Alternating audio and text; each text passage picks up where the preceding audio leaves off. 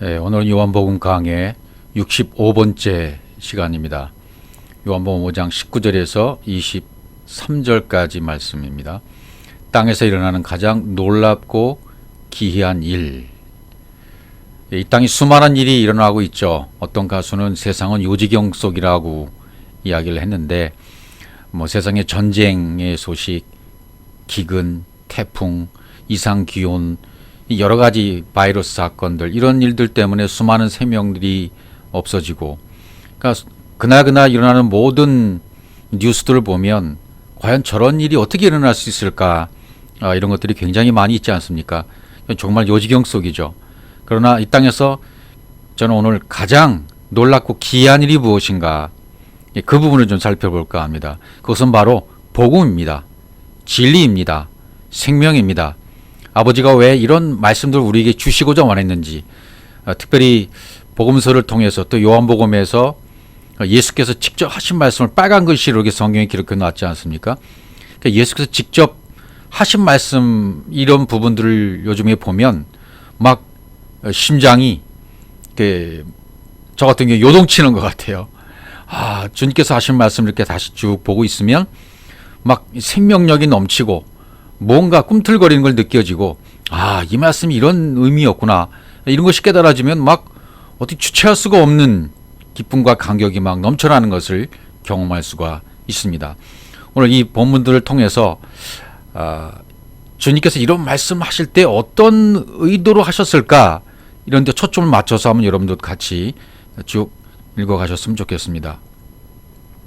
요한복음 5장 19절, 그러므로 예수께서 저에게 이르시되 내가 진실로 진실로 너에게 이르노니 아들이 아버지의 하시는 일을 보지 않고는 아무것도 스스로 할 수 없나니 아버지께서 행하시는 것을 아들도 그와 같이 행하느니라. 왜 아무것도 스스로 할 수 없다고 하셨을까? 여기 스스로 할 수 없다라는 말씀에 그러니까 성경은 히브리어나 헬라어, 히브리어, 특히 히브리어 같은 경우는 자음만 돼 있어요. 모음은 없습니다. 자음 한자 속에서도 문자 하나의 의미가 있어요. 왜 이 단어를 쓰셨는지. 근데 우리 한글은 소리 글자잖아요. 그러니까 내용이 있어야 되고 배경이 있어야 되고 앞뒤 문맥을 살펴봐야만 아주 알 수 있죠. 그러니까 그게 너무나 익숙해진 우리들이 이 히브리어의 자음만 있는, 뭔가 이렇게 읽으라고 주신 말씀이 아니잖아요. 나중에 모음이 이렇게 사람들이 만들어냈잖아요. 그러니까 그 뜻을 전달해 주는 데 있어요. 그러니까 그런데 익숙하지 않은 우리이기 때문에 한글을 아무리 잘하고 문학적인 표현을 아무리 잘 쓴다 하더라도 이 히브리적 표현을 이해하기는 어렵습니다. 헬라적 표현, 히브리적 표현, 성경이 표현해내는 그 의미를 정확하게 깨달아내기가 굉장히 어려워요. 그래서 한글에 익숙해 있고 번역 성경에 익숙해 있는 우리들로서는 이 원뜻이 전달될 때 사람들이 놀라는 거예요. 어떻게 그런 말씀을 할 수 있느냐는 거죠. 예수님이 죽을 당시에도 제사장들과 서기관들이 예수를 죽이려고 하잖아요. 제가 그때 그런 설교를 한 적이 있어요. 저들이 복음을 이해하고 깨달았기 때문에 예수를 죽이려고 하는 것이다. 또 복음이 증거될 때 수많은 사람들이 어렵다, 배척했다, 배반한다, 이런 표현을 쓴다고 했죠. 맞아요. 예수를 배척해야 돼요. 예수를 떠내보내야 돼요. 예수를 떠나고 그리스도가 와야 되니까 말이죠. 이런 진리적인 표현을 조금씩 이해한다면 성경에 왜 이런 표현을 썼는가 이해할 수 있지만, 그렇지 않고 우리말의 문맥을 따지려고 하고 문법을 따지려고 하고 우리말로는 안 맞는데요, 이 말이 무슨 뜻이죠? 너무 어려워요? 이렇게 자꾸 우리말의 뉘앙스를 자꾸 생각하며 보면 이 원뜻이 성경이 원래 말하고자 하는 의도와는 전혀 상관없는 곳으로 우리가 가게 되어져요. 오늘 이런 부분들도 왜 예수께서 아들이 아버지 하시는 일을 보지 않고는 아무것도 스스로 할 수 없다 하셨을까? 그럼 하나님의 아들이신데, 아버지와 동등하신 분인데, 오늘 그 얘기를 하고 싶은 거거든요. 아버지께서 행하신 그것을 아들도 그와 같이 행한다. 이 얘기는 뭐예요? 스스로 할 수 없다는 얘기는 원뜻을 보면 네펫이라고 되어 있다고요. 스스로 할 수 없다는 얘기는 말씀이 육신이 되어서 오신 그 몸으로는 안 되고, 예수께서 십자가에서 죽으시고 부활하신 영, 부활의 생명, 부활체가 되셨을 때에 이 일을 할 수 있다는 거죠. 그러니까 아버지가 행하신 그것을 아들도 행한다는 얘기는 뭐예요? 결국은 아버지와 아들이 하나 돼서 아들도 아버지와 똑같은 일을 한다는 것. 그래서 그것이 사역이 되고 목양이 된다는 부분을 좀 설명하고 싶은 거잖아요. 그래서 이런 부분들을 보면 여기 오늘 본문에서 보면 저에게 진리로 말씀하실 때 이렇게 말씀하시잖아요. 진실로 진실로. 진실로 진실로가 두 번 반복돼 있어요. 너에게 이르노니. 이 부분에서도 한 세 번 정도 계속 이런 본문들이 나오잖아요. 진실로 진실로 너에게 이르노니. 그럼 원 뜻은 뭐냐면 아멘 아멘이에요. 아멘에 아멘. 그건 아멘이 무슨 뜻인가 말이죠. 아멘이. 그냥 기도하고 끝났을 때 아멘. 또 누군가의 말이 동의가 되면 아멘. 그런 의미인가요? 절대로 그렇잖아. 이 아멘이 굉장히 중요한 의미를 담고 있어요. 자, 사도 바울이 고린도후서 1장에서 말한 아멘의 의미를 한번 먼저 살펴보죠. 고린도후서 1장 18절 하나님은 미쁘시니라 우리가 너에게 한 말은 이해하고 아니라함이 없노라. 하나님 미쁘시다. 이 말이 아만이에요. 아만. 이게 모음만 달라요. 아멘. 여긴 아만. 미쁘시다. 아멘.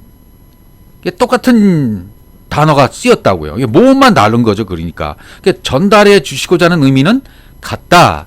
이렇게 보시면 틀림이 없는 거예요. 하나님은 미쁘시다, 신실하시다 이런 뜻이잖아요. 우리말로 번역해 보면 미쁘다, 신실하다 그럼 뭐예요? 믿을만하다. 그분은 정말이야, 참이야 이런 뜻이 내포되고 있잖아요.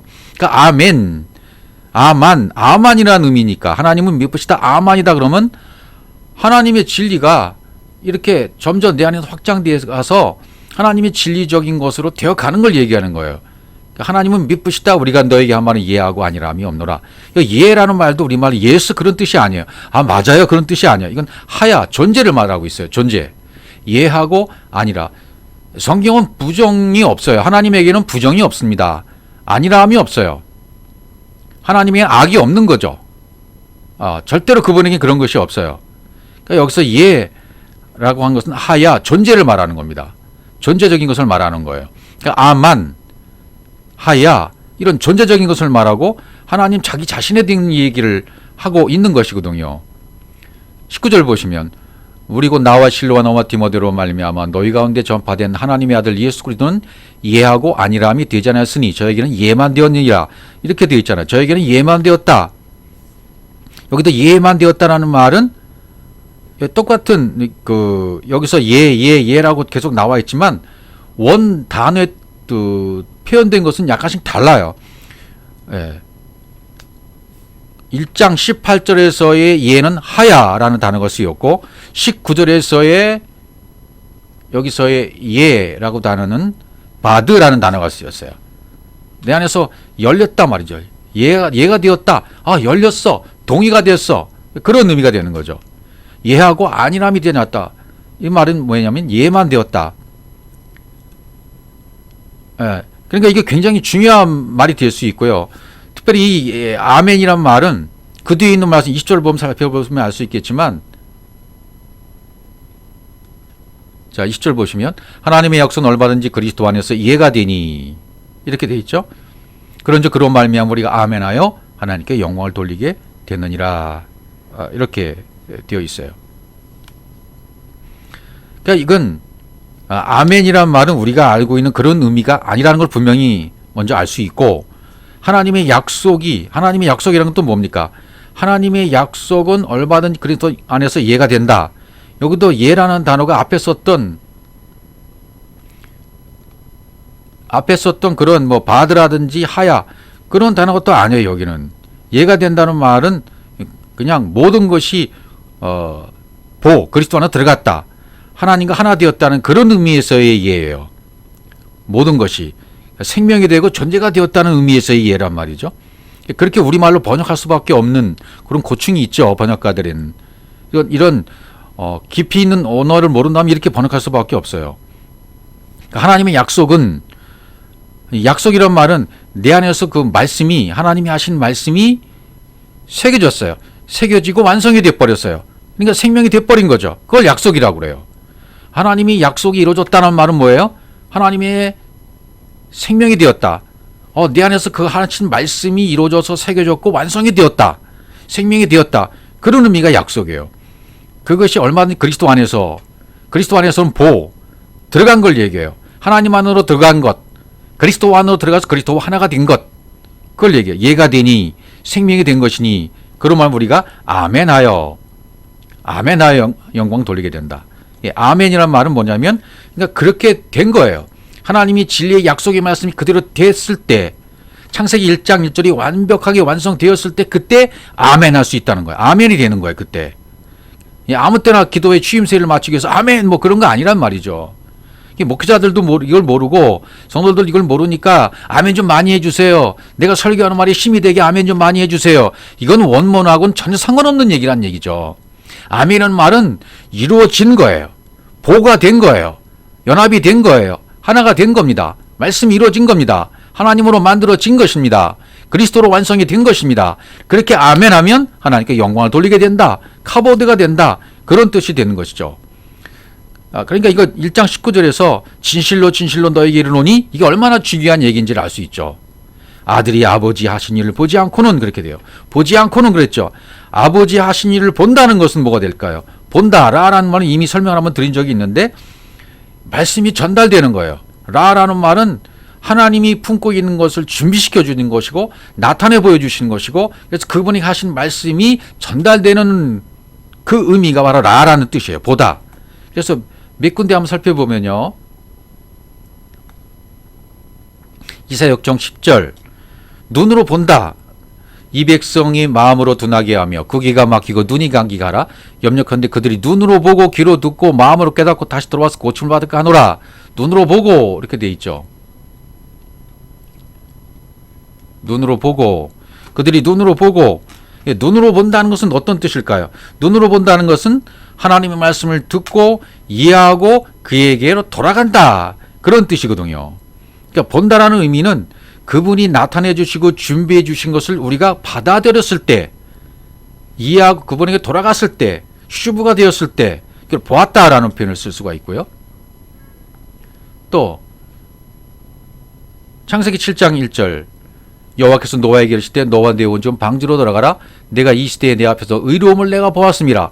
의로움을, 노아의 의로움을 내가 보았다. 그러니까 하나님 쪽에서 받아들이시는 거죠. 라라는 의미가 말씀이 전달됐는데 전달된 것을 받아들였네. 의로움을 내가 보았어. 내가 너에게 말씀해 준 것들은 내가 그대로 받아들였네 라고 인정하시는 거죠.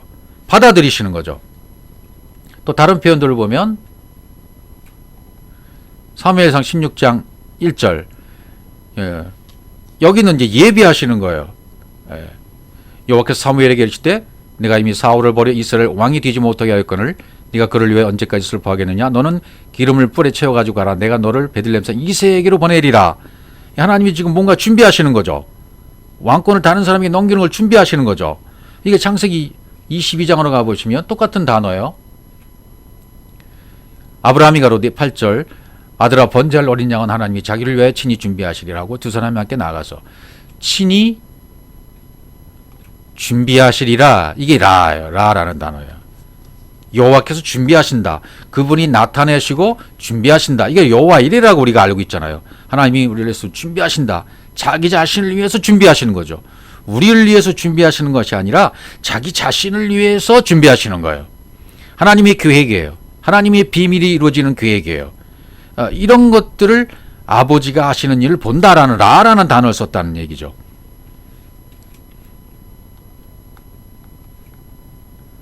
또 이사야 38장 5절에도 하나님이 뭔가 자비를 베푸시는 거예요.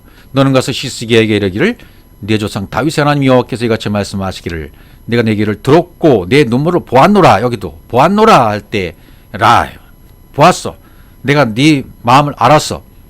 내 중심을 보았어. 그런 의미가 되는 거죠. 그 라라는 단어를 썼다.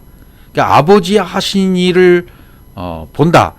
아버지 하신 일을 본다는 의미는 아버지께서 전달해 주시는 말씀대로 내가 그대로 받아들였다. 거기에 그야말로 아멘이 되었다. 그런 뜻이 돼요. 동의가 되고 아멘이 되었다. 그와 같이 되었다. 그런 의미가 되는 것입니다. 그러니까 아버지께서 행하시는 그것을 아들도 행한다. 포위하고 된다. 되어지는, 만들어진다는 거죠. 아버지께서 행하시는 그것을 아들도 행하니까 아버지와 아들이 하나가 되어서, 그러니까 아무것도 스스로 할 수 없다는 얘기는 네페시로는 안 된다. 혼, 푸시케로는 안 된다.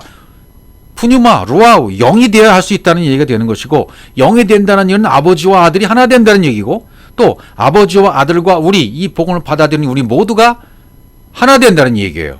영이 된다는 얘기. 그래서 아무것도 스스로 할 수 없다는 것은 아버지와 아들이 하나가 되어서 아들과 아버지가 똑같은 일을 한다는 의미가 되는 겁니다. 그러니까 사역적인 면에서 하나이고 목양하는 의미에서 하나입니다. 하나님의 목양, 아들의 목양이 똑같은 것이다 말이죠. 이 목양을 받아야만 우리가 시편 23편의 표현처럼 푸른 초장으로 우리를 인도하시는 목자가 되시는 겁니다. 그분이. 그러면 우리는 그분의 목양을 받아들였을 때 완벽한 아멘이 되어버리는 거죠. 이루어지는 거죠. 이미 앞절에서 살펴봤지만 요한복음 6장 28절 이 부분에서도 우리가 어떻게 하여 하나님을 하오리까 이렇게 질문하잖아요. 제자들이. 그러니까 뭐라 그러십니까? 요한복음 6장 29절 예수께서 대답하여 가라사대 하나님의 보내신 자를 믿는 것이 하나님의 일이니라 그래요. 보내신 자를 믿는 것이 하나님의 일이다. 말씀 육신이 되셔서 오신 예수 그리스도를 그리스도로 발견해서 그리스도로 믿고 나도 그리스도가 되는 것, 이게 하나님이 일이라는 얘기가 되는 것입니다. 그러니까 이 아들은 하나님 아버지께로부터 하나님 아버지로 오신 분이에요. 하나님 아버지로부터 하나님 아버지로 오신 분이기 때문에 하나다 말이죠. 요한복음 9장 32절 창세 이후로 소경으로 난 자의 눈을 뜨게 했다는 말을 듣지 못하였으니, 이건 눈뜬 자 소경이 이제 이렇게 고백하는 내용입니다. 못하였으니 이 사람이 하나님께로 오지 아니하였으면, 그렇죠, 예수 그리스도께서 하나님께로부터 하나님에게로부터 하나님으로서 오지 않았으면 아무 일도 할 수 없으리다. 이런 고백을 소경이 하는 거죠. 이 아들은 하나님으로 오신 분이에요. 요한일서 5장 20절 또 하는 것은 하나님의 아들이 이르러 우리에게 지각을 주사 우리로 참된 자를 알게 하신 것과 또한 우리가 참된 자 곧 그의 아들 예수 그리스도 안에 있는 것이니 그는 참 하나님이시요 영생이시라. 이렇게 감춰졌네요. 영생이시라 이렇게 되어 있죠. 그러니까 이 아들은 아버지와 똑같은 분이고 아들은 참 하나님이다. 예. 또 영생이다 말이죠. 영생. 그럼 뭐예요? 아들과 아버지가 하나가 된다는 말을 확증해 주는 말씀이 되는 거죠. 하나님의 아들이 참 하나님이시고 하나님의 아들이 영생이신 것이야. 이렇게 요한일서가 지금 증명해 주고 있는 것입니다.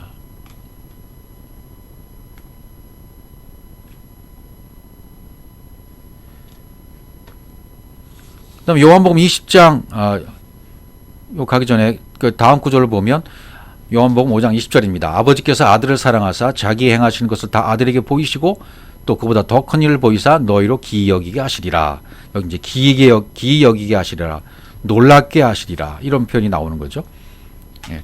아들에게 다 보이셨다 그랬죠. 아들에게 보이셨다. 어떤 것을 보이셨나요?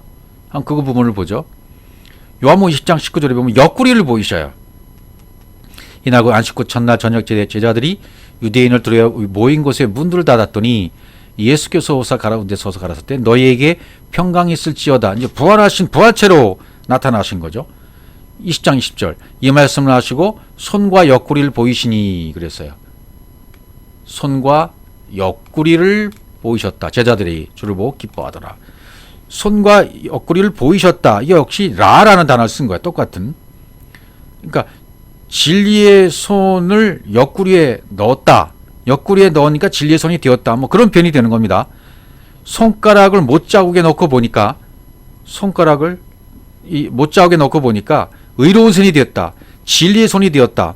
예수님 옆구리에서 창을 찌르잖아요. 군병들이. 그럼 물과 피가 나오죠. 물과 피가 나왔으니까 성령이 나온 거죠. 성령이. 예. 손을 넣었다라는 말은 성령을 받았다라는 표현과 같은 표현이 되는 거죠. 이거 요한복음 19장 34절 그중 한 군병이 창으로 옆구리를 찌르니 예수님의 옆구리를 찌르니 피와 불이 나왔다는 얘기죠. 옆구리를 찌르니까 피와 불이 나왔다라는 건 물과 성령이 되었다. 예, 물과 성령, 말씀, 진리, 성령 이 되었다. 그분 옆구리에서 나온 것이 바로 그거라는 거예요. 이것을 또 20장 27절로 가보시면 도마에게서 이것을 설명해 주고 있어요. 도마에게 이르시되 네 손가락을 이리 내밀어 내 손을 보고 네 손을 내밀어 내 옆구리에 넣어보라. 그래야 믿음 없는 자가 되지 뭐 믿는 자가 되라. 도마가 대답하되 나의 주시면 나의 하나님이시다. 이런 표현이 나와요. 도마가 처음에는 손가락을 보죠. 우리도 똑같습니다. 도마와 A돈으로 성경 말씀을 뭐를 보는 거예요? 문자대로만 보는 겁니다. A돈으로 봐요. 그러다 그 손을 옆구리에 놓고 보니까 이 지금 옆구리에 넣었다. 내 손가락을 내밀어 내 손을 보고 내 손을 내밀어 내 옆구리에 넣어보라. 옆구리 아까 창으로 찔렀을 때 군병이 창으로 찔렀을 때 물과 피가 나왔잖아요. 성령이 됐다. 성령인 거죠. 말씀인 거죠. 그러니까 내 손을 내밀어 내 옆구리에 넣어보라. 이렇게 넣었으면 뭐가 되는 거예요? 이제는 성경 말씀을 A돈으로 보지 않은 거죠. 호라오로 보는 거죠. 호라오. 옆구리에 언약의 말씀에 넣어보니 성령 안에 들어가 보니 의로운 손이 되는 거죠. 진리의 손이 되는 거죠. 성령이 말씀하시는 차원으로 네가 한번 들어가봐. 들어와봐. 성령이 되어봐. 성령을 받은 자로서 성령의 차원으로 들어가봐. 그런 의미가 되는 거죠. 그럼 어떻게 돼요? 그러면 네가 진짜 믿음이 생길 거야. 아멘이 뭔 줄 알게 될 거야. 육체로 부활한 나를 보고 나를 그대로 보면 너는 믿음이 없는 거죠. 너는 믿음이 없는 거야 라는 표현이죠. 육체로만 그냥 보고 있다면 살과 뼈가 있는 나를 보고 내 눈에 보고 있는 그 육체로만 보지 말고 내 속에 있는 영을 깨닫게 되어지면 그것이 믿음인 거야. 그러니까 예수님이 지금 부활체로 오셨잖아요. 그러니까 우리 마음도 부활했으면 우리도 부활체가 되는 거죠. 말씀을 받아서 진리가 되고 믿음이 되었으면 부활체가 되는 거죠. 부활의 생명체가 되는 거죠. 40일 동안 예수님이 부활체의 상태였어요. 왜 그랬을까요? 부활체로 살지만 이 상태로는 영원으로는 살지는 않으세요. 그죠?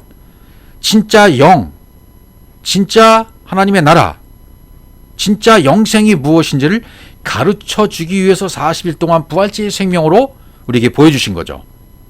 도마야, 너는 나를 호라오로 믿었지 않느냐? 영으로 보았지 않느냐? 옆구리를 언약의 말씀에 넣고 보니 의로운 손이 되었지? 진리의 손이 되었지? 그럼 너도 부활체가 된 거야. A돈으로 보지 않고 살과 뼈로만 보지 않고 예수를 있는 그대로 보지 않고 그것을 통해서 십자가에 죽고 부활하신 영, 부활체가 된 나를 영으로 보았지. 그걸 통해서 호라오로 보아야 되지 않느냐? 네가 호라오로 그렇게 영으로 보았으면 너는 진짜 믿음이 된 거야. 이렇게 얘기하니까 나의 주시며 나의 하나님이라고 인정하잖아요. 도마가 나의 주시면 나의 하나님이시다 이렇게 인정하게 되잖아요. 그걸 받아주신 거예요. 그 다음에 아까 더 큰 일을 요한복음 5장 20절에서 이렇게 보이시고 중요한 단어죠. 보이시고가 그러니까 보이셨다라는 말은 다 드러내 보이셨다. 자기 안의 실체를 다 드러내 보이셨다 그거죠. 우리도 우리 안의 실체가 다 드러나 보여져야 돼요. 내 안에 있는 내 탕고에 있는 것이 다 보여져야 돼요. 시스기야 임금이 자기 창고에 있는 금은 뭐에 모든 걸 다 바벨론 왕에게 보여주잖아요. 그렇게 보여줬을 때 자기가 끝장나요. 완벽하게 보여줘야 끝장나는 겁니다. 그리고 그 다음에 그보다 더 큰 일을 보이사 너희로 기이 여기게 하시라 그렇게 나옵니다. 더 큰 일이 나와. 더 큰 일. 이 더 큰 일이 뭐냐 이거죠. 이제 더 큰 일을 우리 의미로 우리 한국어의 의미로 보면 무엇보다 더 이보다 뭐 더한 게 있을 거야. 뭐 이렇게 생각하거든요. 근데 히브리어는 그런 의미가 아니에요. 더 큰 일이라는 의미는 이미 설명한 그 일을 또 얘기하는 거예요. 강조하는 거예요. 이게 마세 가돌이라고 되어 있어요. 그러니까 이거는 위에서 하나님 자신이 공급하신 진리, 하나님의 형상이 나한테 운반되어져서 열려지게 되고 담겨지게 되고 하는 일. 그러니까 깨닫지 못한 짐승들에게 이렇게 말씀하시는 거예요. 깨닫지 못한 짐승들에게 사람 속에 내가 들어가야 되는 거야. 이게 큰일인 거야. 이렇게 말씀하시는 거죠. 그래서 성경 곳곳에 그런 표현이 나와 있어요. 예, 마가복음 5장 19절로 가보면 여기 이렇게 왜 무덤에서 이렇게 소리 지르면서 착고에 채워가지고 이렇게 묶여있는 귀신 들린 자가 있었잖아요. 그 부분입니다. 허락지 아니하시고 그 저에게 이르시되 집으로 돌아가 주께서 네게 어떻게 큰일, 여기도 큰일이 나오잖아요. 주께서 내게 어떻게 큰일을 행하사 너를 불쌍히 여기신 것을 내 친속에게 고라, 그렇게 되어 있어요. 그러니까 귀신 들렸던 자, 무덤 속의 소리만 버럭버럭 지르고 있던 자가 하나님이 어떻게 해주셨길래, 내게 어떻게 큰일을 행하셨길래 귀신이 떠나갔는가, 그 얘기를 하고 있는 거죠. 그 다음 구절 보시면 20절, 그가 가서 예수께서 자기에게 어떻게 큰일 행하신 것을 데가볼리에 전파하니 모든 사람이 기이 여기더라. 예, 이렇게 되어 있어요. 어떻게 큰일. 그러니까 데가볼리라는 말도 나오고 그러는데, 어쨌든 이것은 뭐 10개의 도시 그런 뜻이잖아요. 그러니까 10으로 완성되었다는 뜻이 되는 거죠. 어떻게 큰일 행하시는 것. 그러니까 율법 속에, 자기 자신의 자아 속에 내 생각과 내 지식과 내 판단과 내 가치관과 내 철학이라는 이 쇠사슬에 매어 무덤서에서 소리만 버럭버럭 지르고 있던 귀신이 족쇄에서 풀려나서 해방시키는 말씀인 거죠. 그게 큰일이죠. 나에게 어떻게 큰일을 행하셨는지를 깨달은 자만이 이 표현을 할 수 있는 거예요. 아, 그분이 나에게 이런 일을 해주셨어. 내 속에 그분이 들어오셨는데 내가 가로막혀 있었던 쇠사슬, 내가 매여 있었던 쇠사슬을 그분이 풀어주셨고 나는 자유케 되었어. 해방되었어. 무엇으로? 말씀으로. 이게 큰일이라는 거죠. 하나님 자신이 이 사람 속에 들어갔기 때문에 귀신이 떠나간 거죠. 말씀이 들어왔기 때문에 떠나간 거죠. 우리도 똑같아요. 큰일 행하신 거, 깨달은 자들만이 이렇게 표현할 수가 있는 것입니다.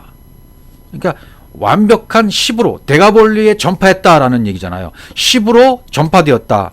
온전한 사랑으로 전파되었다. 온전한 11조로 전파되었다. 사랑으로 전파되었다.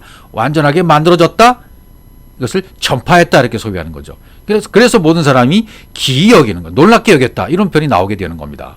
또 다른 부분을 보면 누가복음 1장 49절입니다. 능하신 이가 큰 일을 내게 행하셨으니 그 이름이 거룩하시며, 이렇게 되어 있죠. 예. 능하신 이가 큰 일을 내게 행하셨다. 이건 마리아의 창가에서 나오는 얘기잖아요. 그러니까 이것도 뭐예요? 능하신 이가 큰 일 행하신 것은 복음이에요. 복음 진리밖에 없어요. 성경에서의 큰 일, 이거보다 더 큰 일도 아니라 이것은 복음 전파한 일을 얘기하는 거거든요. 이거보다 더 큰 일은 없습니다. 이 땅 기괴하고 놀라운 일, 엄청난 일들이 많이 있지만 가장 이 땅에서 기괴하고 놀라운 일은, 큰 일은 복음이 전파되는 일입니다. 그것도 깨닫지 못한 짐승 같은 나에게 이 엄청난 하나님의 복음이 들려왔다는 것 자체가 큰 일인 것입니다. 엄청난 일인 것입니다. 그래서 누가복음 2장 10절로 가보시면 천사가 이르되 무서워 말라, 보라 내가 온 백성에게 미칠 큰 기쁨의 좋은 소식을 너에게 전하노라. 이거죠. 큰 기쁨의 좋은 소식, 큰 일, 복음의 소식을 너에게 전한다. 이거보다 더 큰 일은 없다는 거죠. 누가복음 8장 39절도 집으로 돌아가 하나님이 네게 어떻게 큰일 행하신 것을 일일이 고하라 하시니 저가 가서 예수께서 자기에게 어떻게 큰일 행하신 것을 온 성내에 전파하니라. 이렇게 누가복음 8장도 되어 있죠. 그러니까 귀신 들렸다가 벗겨진 자들, 해방받은 자들, 우리도 똑같아요. 우리도 막혀 있다가 귀신 들렸다가 쇠사슬에 매어 있다가 무덤사에서 소리만 지르고 있다가 이 복음의 소식이 들려와서 그 복음의 소식으로 말미암아 이 모든 것이 풀려나고 해방받고 자유롭게 된 우리가 아니겠습니까? 그것을 행하신 분이 하나님이 사역하신 거예요. 목양하신 겁니다. 여호와는 나의 목자시니 내가 부족함이 없으리라 고백할 수 있었던 것은 그분의 목양이 있었기 때문이에요. 목자 되신 그분이 나를 목양하셨기 때문에 하나님이 진리가 내게 들려와서 가장 큰 일, 엄청난 일을 나에게 행하신 거예요. 큰 일을 행하셨단 말이죠. 이렇게 어떻게 큰 일 하신 것을 온 성내에 전파하니라 이렇게 돼 있잖아요. 그 다음에 또 우리가 잘 알고 있는 말씀 요한복음 14장 12절 내가 진실로 진실로 너에게 이르노니 여기도 진실로 진실로 아멘 아멘이에요. 이게 중요한 말씀이다 말이죠. 너에게 이르노니 나를 믿는 자는 나의 일을 저도 할 것이요 또한 이보다 큰 것도 하리니 이는 내가 아버지께로 감이라. 이게 우리말의 뉘앙스대로만 보면 성경을 오해할 수 있다니까요. 이보다 더 큰 것도 하니까 예수님보다 더 큰 일? 뭐 이렇게 생각하는 거예요. 그것은 우리말의 뉘앙스들은 생각하니까 그렇게 되는 것이고 이 원어의 자음으로만 기록되어 있던 이 원어의 뜻대로만 받아들이면 큰 일이에요. 큰 일이 뭐예요? 복음 전파가 된 일이에요. 나에게 하나님이 들어오신 일이에요. 나에게 성령이 들어오신 일이에요. 그분의 임재가 나 안에 이루어져서 그분이 내 안에 좌정하신 일이에요. 이거보다 더 큰 일은 없는 것입니다. 나를 믿는 자는 나의 일을 하는 것이요. 그러니까 그분을 믿었다. 그분과 하나가 됐다는 얘기고 그분과 하나 됐기 때문에 그분의 일을 나도 할 수가 있는 거예요. 왜? 그분이 부여해 주시는 권한이 그분과 똑같은 자격을 부여해 주셨기 때문에 그분의 이름으로 그분의 일을 나도 똑같이 할 수가 있는 것입니다. 또한 이보다 큰 것도 하리니 이는 내가 아버지께로 감이라.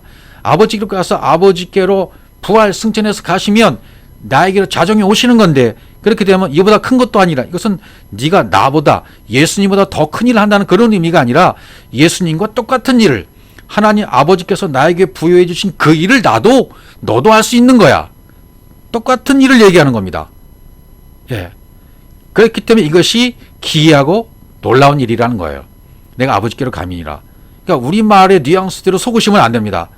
무엇보다 더 큰 것, 뭐 있을까? 이렇게 생각하시면 안 된다는 얘기죠. 같은 겁니다. 같은 얘기를 하는 거예요. 예. 아버지와 아들이 하나 된 것처럼 그 안에 내가 들어가 본 아버지와 아들과 내가 하나 되고 아버지가 내 안에 내가 아버지 안에 이거 이루어지는 거잖아요.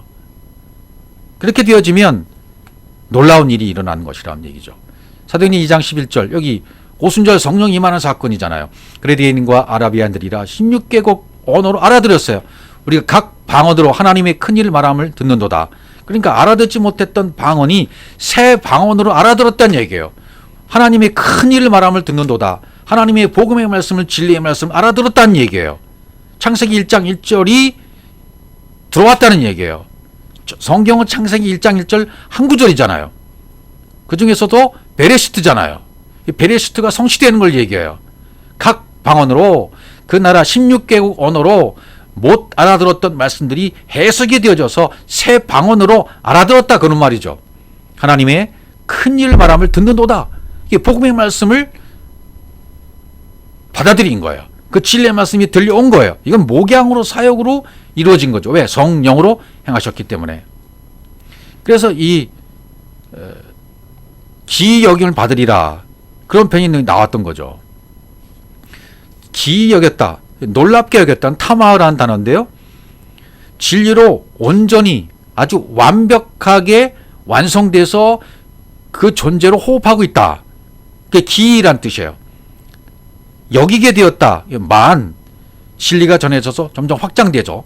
그러니까 성경이 말하는 복음이 전해졌다는 것은 이건 놀라운 일입니다. 기적 중에 기적입니다.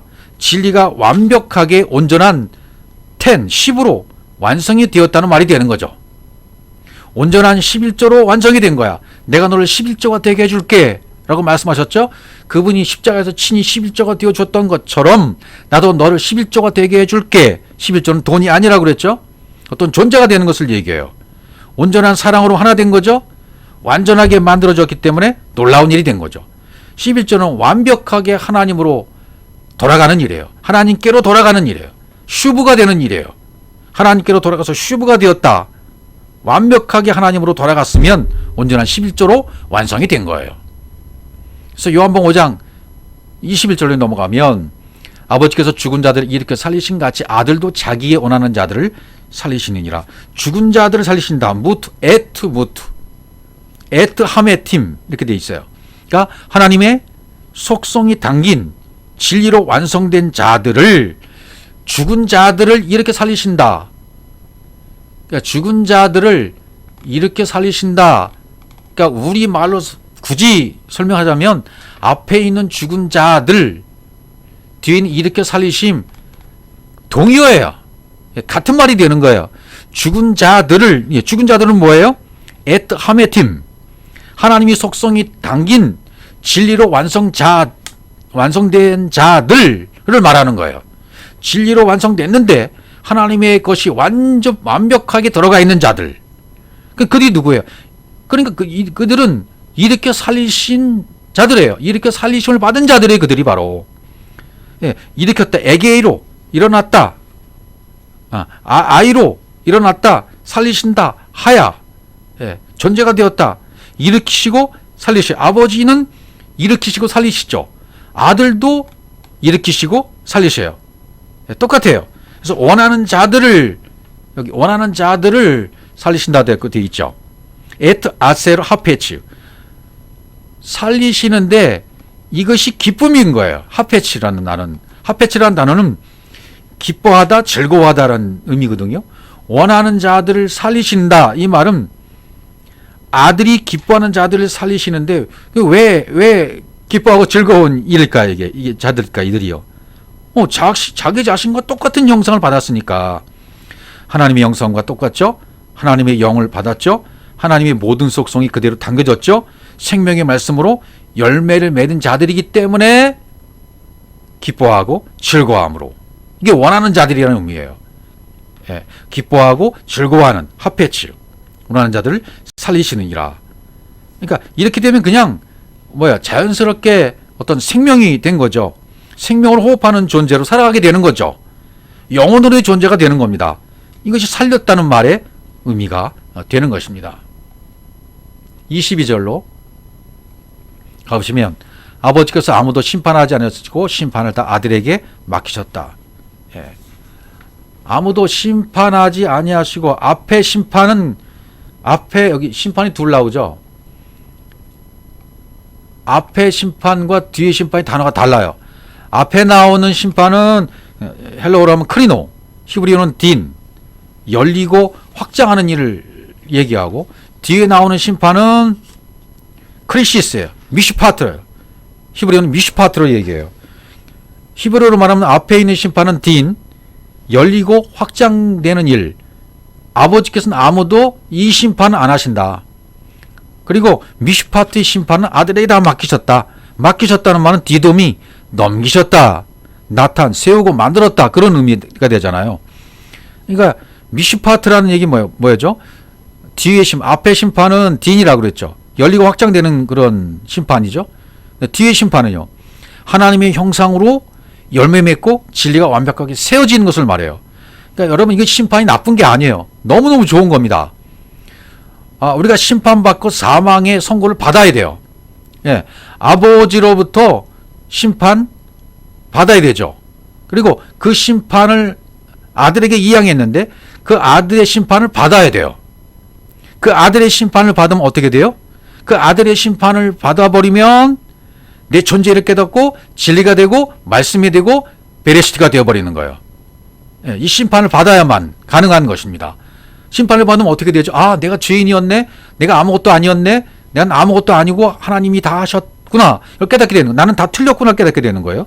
내가 다 틀렸음을 인지하게 되고 깨닫게 되어지면 이건 전적으로 아버지에게 달린 일이로구나, 이걸 알게 되어져요. 그러면 이게 심판이라는, 아들에게 맡겨진 심판이 나에게로 되어진 거죠. 미슈파트가 된 거죠.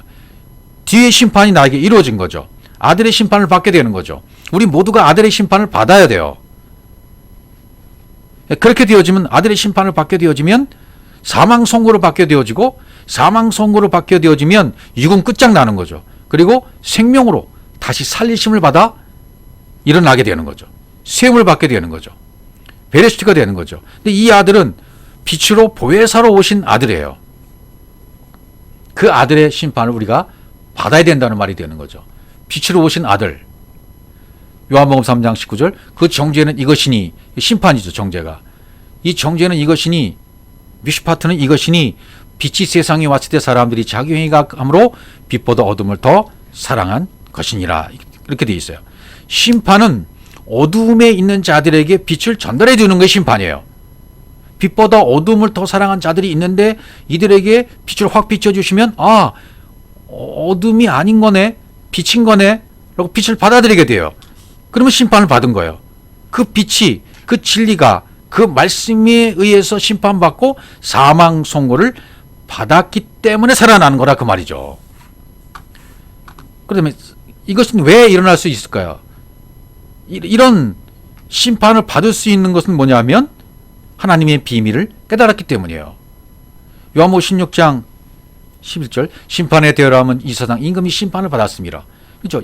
이 세상 임금인 예수, 말씀이 육신되어서 오신 그분이 심판을 받았기 때문이에요. 그 심판을 받은 분이 또 우리를 심판하시는 거죠. 요한복음 19장 28절 이후 예수께서 모든 일이 이미 이룬 줄 아시고 성경으로 응하게 하려 하사 가라사대 내가 목마르다. 19장 이게 말씀이 뭔가 잘못된 것 같은데요.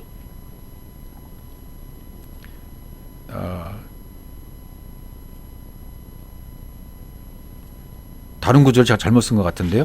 예수께서 가라사대 내가 진실로 진실로 너에게 이르노니 세상이 새롭게 되어 인자가 자기 영광의 보좌에 앉았을 때 나를 쫓는 너희도 열두 보좌에 앉아 이스라엘 12지파를 심판하리라.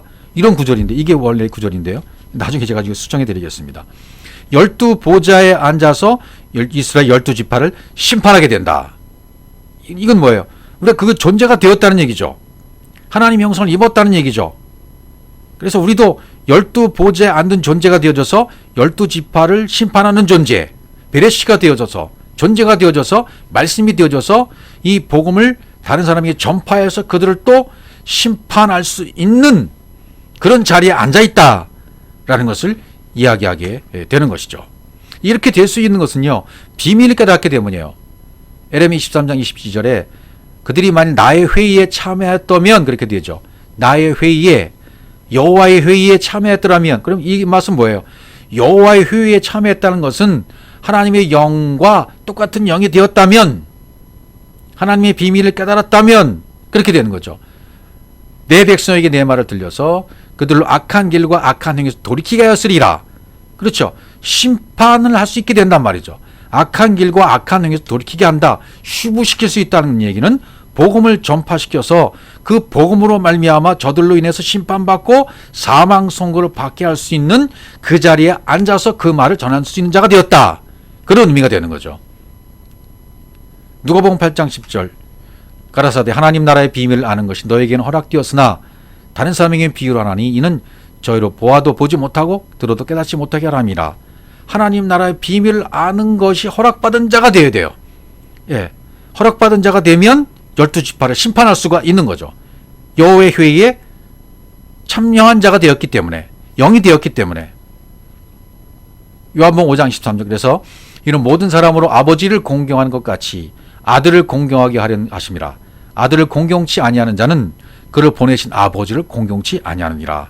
아버지와 아들은 하나이기 때문에 공경하는 것이 마땅하다. 공경, 티마오, 높이 평가하다, 가치를 두다, 그런 표현이거든요. 이 카바드라는 단어는 공경, 진리가 내 안에 전달되어서 적용되고 열려져 버리는 거죠. 공경하라. 진리가 되어지면, 말씀이 되어지면, 베레시트가 성취되면, 그리스도가 발견되어지면 이 땅이 가치 있게 여기는 돈, 명예, 권력, 성공, 여기 의미가 없어요. 여기에 가치를 두지 않습니다. 하나님 아버지와 그 아들 예수 그리스도를 가장 높이 평가하고 진리와 생명의 가치를 두는 기이하고 놀라운 일이 일어나게 된다는 얘기죠. 그래서 이 땅에서 일어나는 가장 기괴하고 놀라운 일은 뭡니까? 진리의 복음, 비밀의 복음이 전파되는 일이에요. 누구를 통해서? 나를 통해서, 여러분을 통해서. 이게 가장 큰 기적입니다.